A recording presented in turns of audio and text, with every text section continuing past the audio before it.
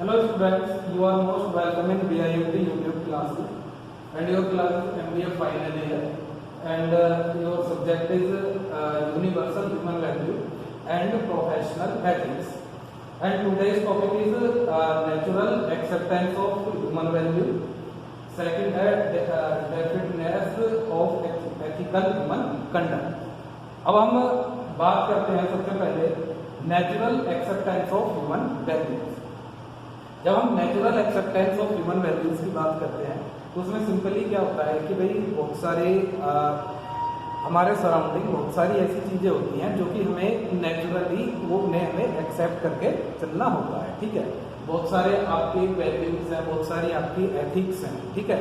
उसमें क्या होता है, ना कोई प्रेशर होता उसमें जो है, ना किसी का फोर्स होता, जो कि हमें क्या करना होता है, उन्हें हमें नेचुरल एक्सेप्टेंस उनकी करनी होती है, ठीक है। तो इसमें लिखा हुआ है कि natural acceptance is process to understand over self first. Natural acceptance implies unconditional and total acceptance of the self, people and environment. It also refers to the absence of any expectations from others. In other words, natural acceptance is a way to accept the good thing naturally, ठीक है। तो इसमें क्या होता है, जब हम natural acceptance की बात करते हैं तो बहुत सारी चीजें ऐसी होती हैं नेचुरली जो है जिन्हें हम इजीली जो सही चीजें होती हैं हम उन्हें एक्सेप्ट कर लेते हैं। कुछ चीजों में जैसे मैंने आपको स्टार्टिंग में बताया था कि यदि हम ह्यूमन वैल्यूज की बात करें तो उसमें दो चीजें होती हैं, एक नेचुरल एक्सेप्टेंस के थ्रू होती है, एक आपका एक्सपेरिमेंटल वैलिडेशन के थ्रू होता है। एक्सपेरिमेंटल वैलिडेशन में मैंने आपको क्या बताया था कि जहां पर आप चीजों को सही से समझते हो और उसके बाद जो है उन्हें वहां पर आप एक्सेप्ट करते हो। नेचुरल एक्सेप्टेंस में आपका बेसिकली क्या होता है कि जहां पर कुछ चीजें होती हैं जिन्हें आप नेचुरली वहां पर एक्सेप्ट करके चलेंगे। अब आगे हम बात करेंगे definiteness of ethical human conduct. Definiteness of ethical human conduct.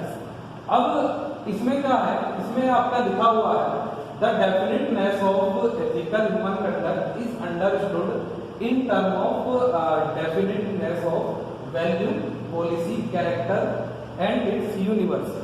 हम जब इसकी बात करते हैं तो इसमें हम बेसिकली चार चीजों की बात करते हैं, ठीक है। फर्स्ट वन आपका वैल्यूज की बात करते हैं, सेकंड वन हम पॉलिसीज की बात करते हैं, थर्ड वन हम कैरेक्टर की बात करते हैं और फोर्थ वन हम किसकी करते हैं, आपके यूनिवर्सल की बात, ठीक है।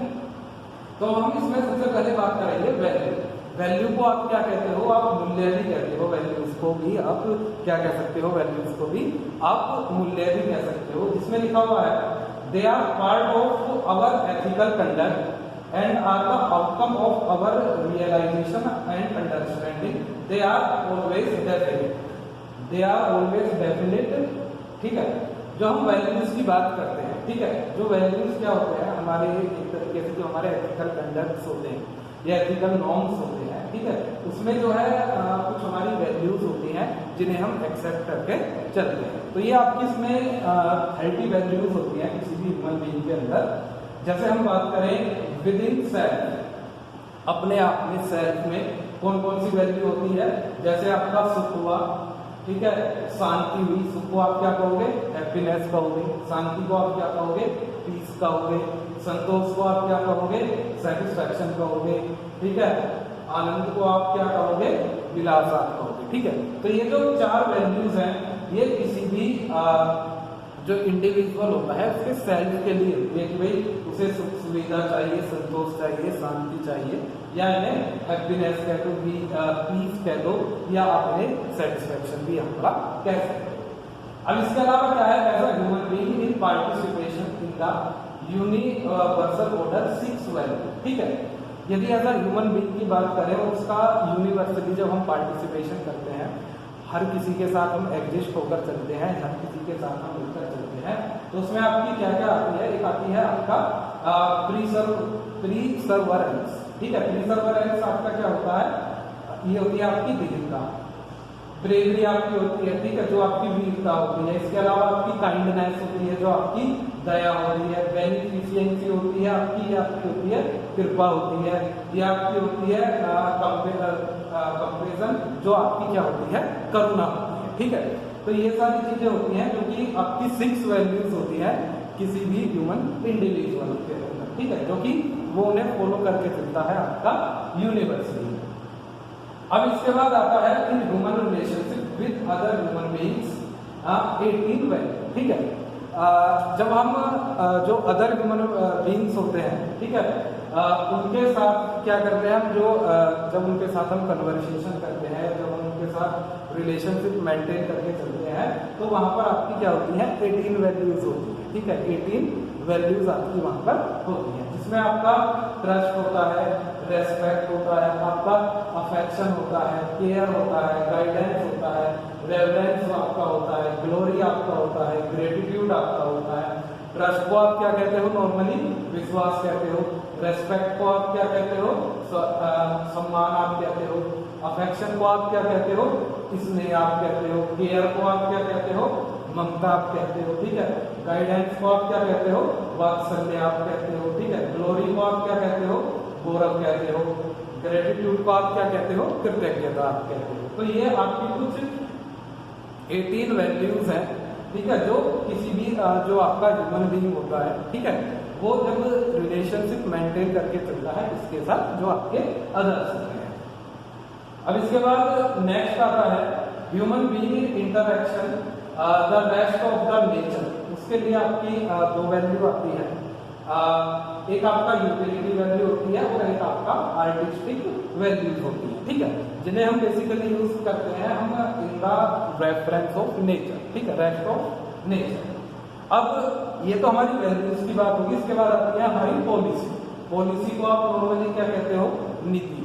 पॉलिसी को आप क्या कहोगे नॉर्मली, हम नीति कहते हैं। इसमें लिखा हुआ है कि it refers to developing an ethical sense in all our pursuits and things, behave and work toward nurturing this harmony, ठीक है। हम पॉलिसी की बात करते हैं तो हम कुछ ना कुछ, चाहे हम सेल्फ में हो, चाहे फैमिली में हो, ठीक है, चाहे हम बात करें सोसाइटी में हो, चाहे हम बात करें हम नेचर के साथ, ठीक है, तो हम वहां पर क्या करते हैं, कोई ना कोई जो पॉलिसीज होती हैं उसे हम बनाकर वहां पर चलते हैं। तो उसमें आपका क्या होता है, उसमें आपकी कई सारी चीजें होती हैं। जैसे आपकी इकोनॉमिक पॉलिसी होती है, ठीक है।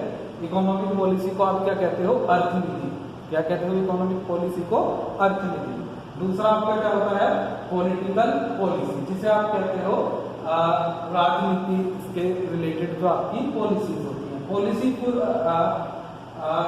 फॉर यूनिवर्सल ह्यूमन ऑर्डर, जिसे आप क्या कहते हो, धर्म नीति, ठीक है। क्या कहते हो, जिसे आप धर्म नीति, ठीक है। यहाँ पर क्या होता है, ये बेसिकली आपका क्या होता है कि policy for the right utilization of mind, body and wealth, कि भाई आप किस तरह से अपने माइंड, बॉडी और जो वेल्थ होती है उसका आप राइट यूटिलाइजेशन कर सकते हो। कैरेक्टर, फिर आता है आपका चरित्र।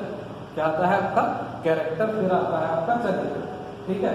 इसमें जब हम चरित्र की बात करते हैं, जैसे इसमें लिखा हुआ है हस्बैंड वाइफ रिलेशनशिप आता है, ठीक है। Rightful production, acquisition and utilization of wealth आता है, कि भाई आप किस तरीके से पैसा खर्च कर रहे हो, किस तरीके से उसे अर्न कर रहे हो, ठीक है, एक्वायर कर रहे हो, किस तरीके से आप अपनी वेल्थ को यूटिलाइज करते हो। Human behaviour and work with kindness, ठीक है, कि जो भी आप ह्यूमन बिहेवियर है, ठीक है, उसे किस तरीके से दूसरों के साथ करते हो, किस तरीके से उसे अपने वर्क के साथ करते हो, तो वो आपके आते हैं इसके अंदर कैरेक्टर के अंदर, ठीक है। अब इसके अलावा यदि हम बात करें तो इसमें हमने ये 4 चीजों के बारे में डिस्कशन किया है। यदि हम definitive type of human conduct की बात करें तो उसमें आपका हमने वैल्यूज के बारे में बात की। इसमें हमने कहा कि 30 वैल्यूज होती हैं, 30 में से आपकी 4 वैल्यूज सेल्फ के लिए होती है, 6 जो आपकी वैल्यू होती है, ठीक है, वो आपके एक तरीके से जो हम अदर्स के साथ करके चलते हैं। 18 वैल्यू है, वो भी क्या है, हम जो दूसरों के साथ जो है किस तरीके से हमें रिलेशनशिप मेंटेन करके चलना है, तो हम उसके बारे में उनके डिस्कशन हमने किया। इसके अलावा आपकी पॉलिसीज होती हैं, जैसे आपकी धर्म नीति हुई, ठीक है, आपकी अर्थनीति हुई, ठीक है, जो कि आपकी इकोनॉमी से आपकी रिलेटेड होती है, ठीक है। इसके अलावा हमने बात करी कि जो कुछ पॉलिटिकल पॉलिसीज होती है।